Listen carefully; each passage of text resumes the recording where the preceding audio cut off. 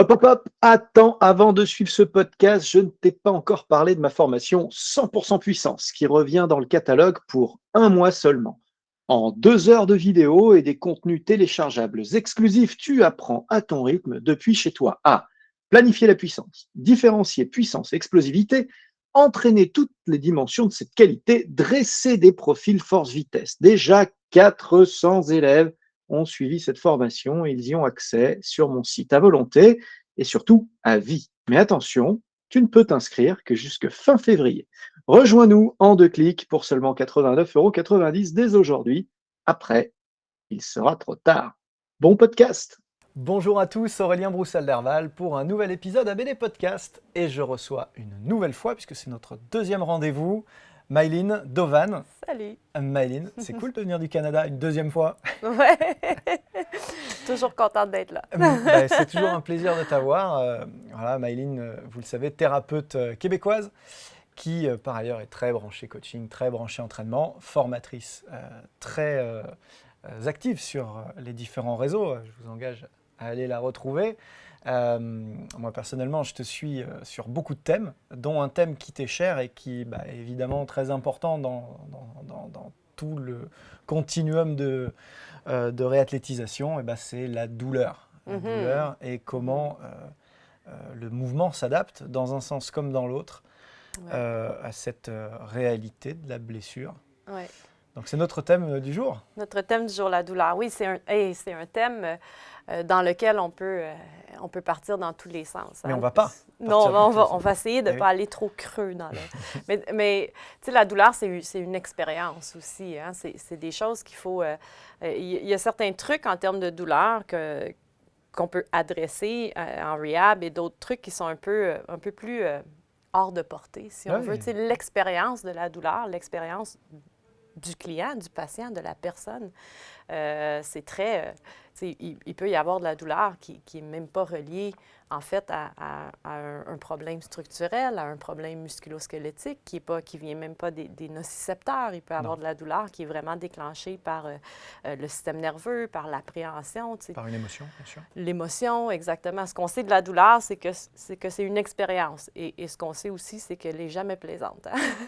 À part quand on dit ouais, de la douleur à l'entraînement, puis il y a un côté masochiste chez certaines personnes, bien sûr. Ouais.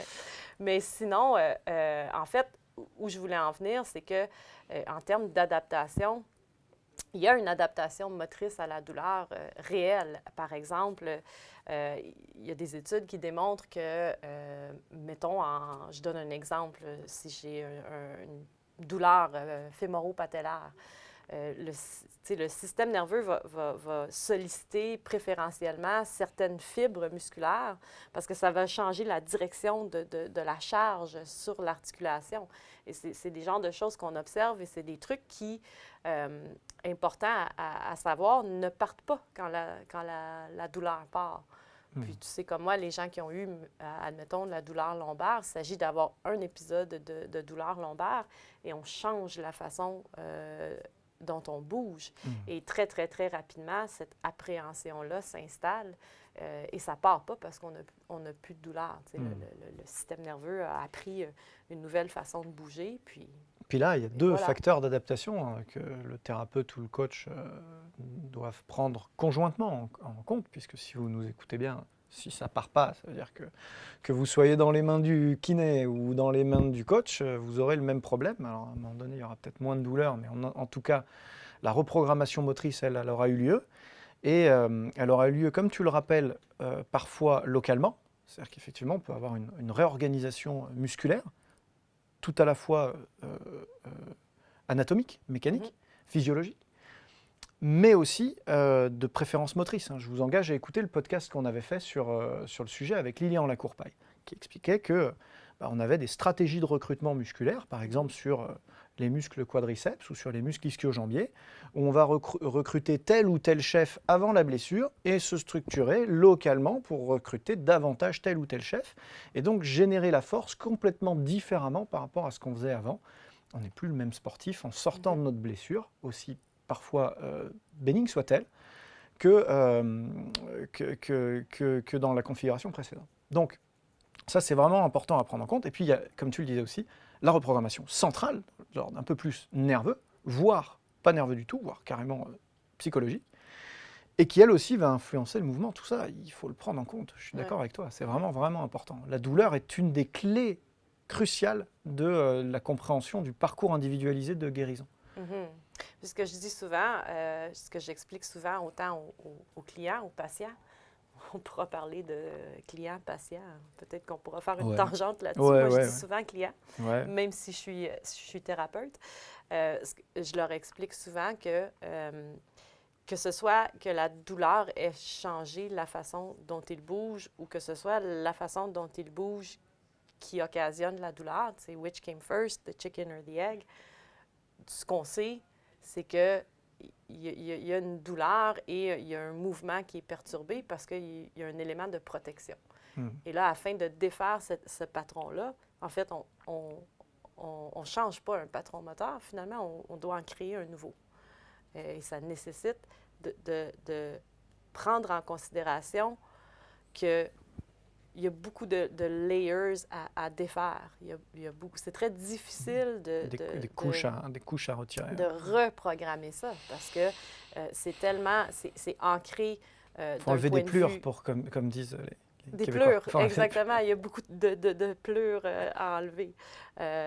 Donc, parce que c'est tellement ancré au niveau musculaire, comme on le disait, au niveau d'activation préférentielle de certaines fibres musculaires, certains angles.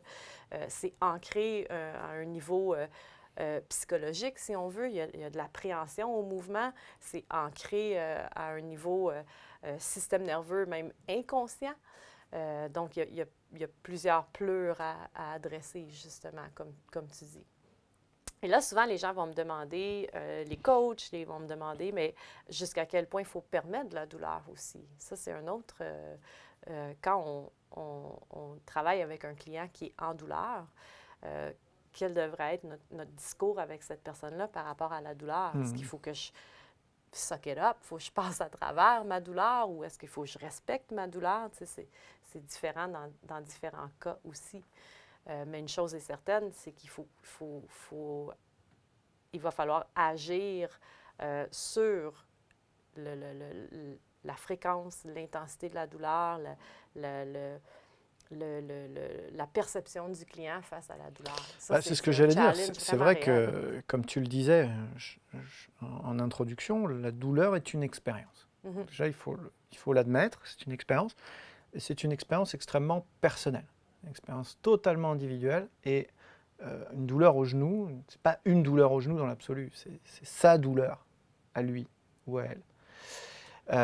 Et son interprétation, elle est totalement personnelle. Alors déjà, il y a des gens qui sont plus ou moins résistants à la douleur, qui sont plus ou moins dans l'acceptation. C'est pas forcément une bonne nouvelle de l'être plus ou de l'être moins. C'est comme ça, en fait. Voilà, c'est un état de fait. Et d'ailleurs, on peut parfois être très résistant à des douleurs très dures, et puis ne pas tolérer une micro-douleur à un moment donné que beaucoup de gens, par ailleurs, supportent très bien. Donc, mon conseil en général avec les sportifs avec lesquels je travaille, c'est déjà d'observer, de verbaliser, d'échanger et de travailler en staff. On en parlait un petit peu dans notre épisode précédent, c'est-à-dire qu'il faut être extrêmement humble par rapport à la douleur. C'est pour le thérapeute ou le coach. Ce qui est important, c'est cette notion d'humilité et de ne pas préjuger de quoi que ce soit. Parce qu'en fait, on n'est pas dans les bottes de la personne qui a mal. Et donc, on ne peut pas vraiment, comme ça, d'emblée, se dire, bon, bah, il a évalué de 0 à 10, il est à 7, donc ça fait tant. En fait, non. Évidemment qu'il nous faut ces références-là. Il nous faut des repères. Mais on doit les prendre comme juste des petits indicateurs, des éléments qui vont venir enrichir un petit peu notre analyse. Et comme tu le disais, comme le mouvement est au cœur de tout, il faut savoir d'où on part pour savoir où on est. Et puis où on va.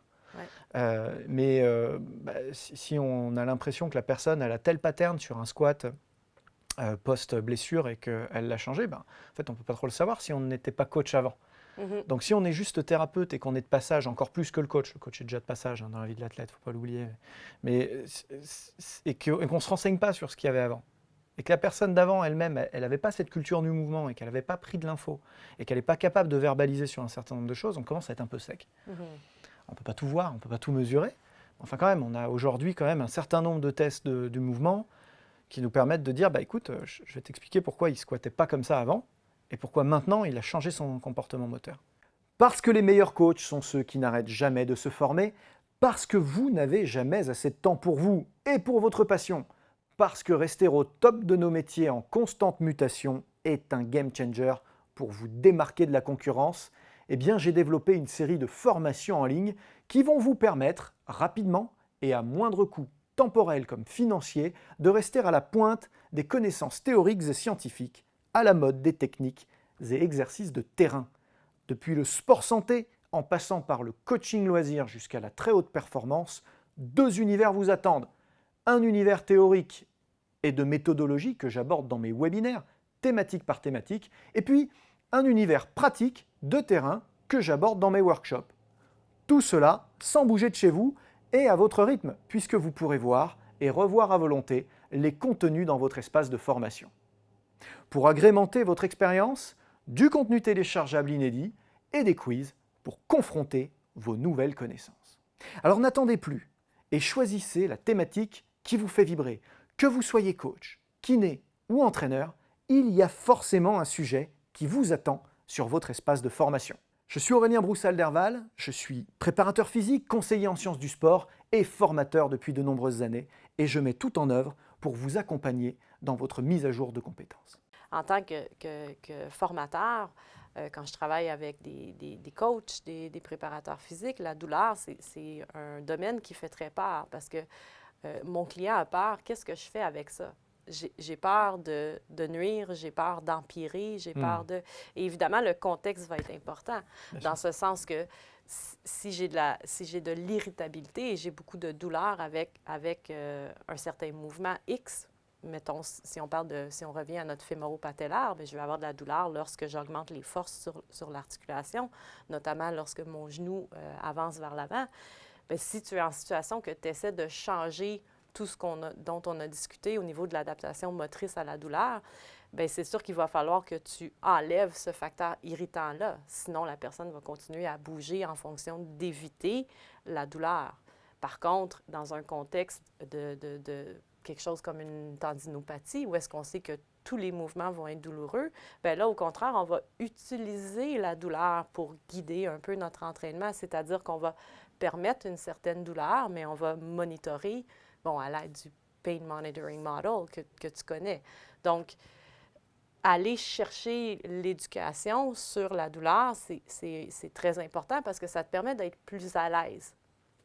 Alors là, maintenant, la douleur, on la voit moins négative, on la voit en fait comme un outil qu'on peut utiliser pour enrichir notre analyse, comme tu disais tantôt, et aussi notre intervention. Maintenant, je sais comment utiliser la douleur pour m'aider à me guider dans mon intervention. Et donc, ça me fait plus peur d'entendre mon client dire « j'ai mal ». Je peux aller questionner.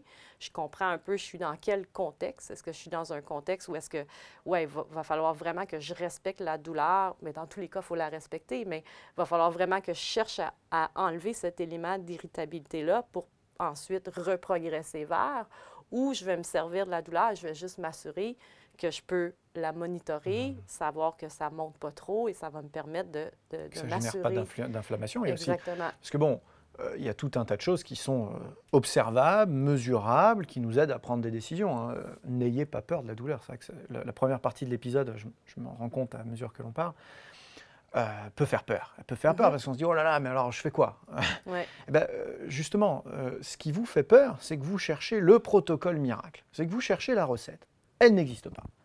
Elle n'existe pas, elle est individualisée, elle est ajustée en permanence. La réalité d'un jour n'est pas celle du lendemain. Encore une fois, soyez humble. Mais une fois qu'on a dit ça, on peut se détendre. On peut se détendre parce qu'on va prendre une décision collective déjà, dans laquelle le patient est totalement impliqué dans cette décision. Et cette décision n'est pas irrévocable. Cette décision, elle est prise un jour J avec une trajectoire. Si on doit changer d'avis le lendemain parce que la douleur nous fait changer d'avis, ou l'inflammation si on s'est vraiment loupé, eh bien, c'est pas grave, demi-tour. On ne va pas non plus persister dessus comme des ânes battés. Donc, effectivement, c'est un outil qui nous permet humblement d'enrichir notre analyse, de compléter notre enquête et de prendre des décisions qui elles-mêmes sont quand même soutenues par des préconisations de réhabilitation post-opératoire si on est sur du post-op, avec, on sait que la reconstruction des tissus, ça prend tant de temps, qu'un os, c'est tant de temps, que voilà, donc on a quand même un cadre qui est pas non plus totalement flexible. Et donc là-dedans, on s'exprime en tant que professionnel, avec d'autres professionnels, et surtout avec un patient. Puis je pense qu'il faut apprendre à être confortable avec une certaine incertitude. Quand on est en rehab, quand on est réathlétisation, contrairement à quand on est en entraînement avec un athlète qui est 100% sain, il y a plus de variabilité, il y a plus de possibilités, il y a plus d'imprévisibilité. Il faut être à l'aise de faire un peu d'essai-erreur. Ceci dit, il faut être honnête avec le client que oui, on va devoir faire un peu d'essai-erreur, on va devoir se réajuster parce qu'on est toujours à essayer de chercher jusqu'à où je peux pousser pour m'assurer d'avoir une adaptation, pour m'assurer d'augmenter progressivement la tolérance de ta structure blessée, de ton tissu lésé, sans la dépasser. Donc, je vais toujours être un peu sur le coin du toit. Je suis toujours un peu à cheval. Et donc, ça se peut que des fois, on balance trop d'un côté, qu'on ait une augmentation de la douleur, qu'on se réajuste, et c'est la réalité de la rehab. Et si on veut être à l'aise avec ça, c'est le job. Il faut aussi que le client soit à l'aise avec ça. Et donc, communiquer, on en revient à l'éducation, tu sais, à être très, communiquer, éduquer, très ouvert. Être transparent. Oui, oui. Parce que même si on applique des principes d'entraînement à la rehab, les principes d'entraînement sont basés sur quelque chose qui est beaucoup plus prévisible. Comment réagit un tissu Déjà sain. que c'est pas hyper précis. Ouais. C'est vrai que je me rappelle de cette expérience que j'ai eue en Russie où j'étais très réathlétisateur. On était vraiment sur cette dimension-là de la préparation sportive. Et d'ailleurs, c'était les préparateurs physiques qui, pour le coup, étaient des kinés. Et souvent, ils essayaient des trucs. Et puis, je me rappellerai toujours parce que je trouve que ça résume bien le truc. C'est pas du bon français, mais ils disaient on y va voir. On y va voir. On y va voir. Et ouais, mais oui, mais c'est un peu ça. C'est un peu ça. C'est-à-dire qu'on va essayer et on va voir. Et à partir de ce qu'on va observer, eh ben, en fait, on va ajuster, on va prendre les vraies décisions. Et je pense que c'est ça qui doit finalement rassurer les gens qui sont en responsabilité, c'est que on va voir. Oui. Et c'est sûr que c'est une zone qui est inconfortable pour beaucoup de gens. Tu sais, en formation, je le vois avec beaucoup de coachs, de préparateurs physiques, c'est inconfortable de travailler avec une incertitude. On veut vraiment du noir sur blanc. Ouais, on nous a vendu ça pendant nos formations initiales. C'est ça. Pendant nos formations initiales, on nous a vendu les protocoles clés en main. Si tu fais ça, alors ça. Et là, non. On a un truc un peu plus complexe. C'est ce qui fait aussi l'expertise et la beauté de notre métier. Heureusement qu'on a tout ça parce que ça retardera un petit peu le moment où on sera remplacé par des intelligences artificielles. C'est pas tout de suite. Il faut devenir confortable avec la zone grise. Ouais, tout à fait. Ok, écoute, c'est super intéressant. Je te remercie d'avoir partagé tout ça avec nous. Je pense que c'est une vision très, très moderne, je pense, du système d'entraînement pour les gens blessés tel qu'il doit être véhiculé aujourd'hui. N'hésitez pas à aller écouter et suivre les formations en ligne de May RehabU, donc sur Instagram, sur YouTube. On est digitalisé par Transfert, vous le savez, mon partenaire digitalisation qui notamment vous propose sa formation 3PS sur la préparation physique, la nutrition et la récupération. Et puis vous avez toujours une foultitude d'articles et de podcasts gratuits sur mon site web. Vous nous écoutez peut-être en audio, peut-être que vous nous regardez sur YouTube ou en version augmentée sur un de nos sites. En tout cas, je vous remercie de votre fidélité et je vous dis à très bientôt pour de nouveaux épisodes. Mais tu reviens exactement quand tu veux. Super, tout à fait. C'était ABD Podcast, votre émission 100% préparation physique et sciences du sport. Abonnez-vous, suivez-nous, partagez-nous. Écoutez-nous sur Google Podcast, iTunes, Deezer, Spotify. Regardez-nous sur YouTube ou directement sur www.broussal-derval.com.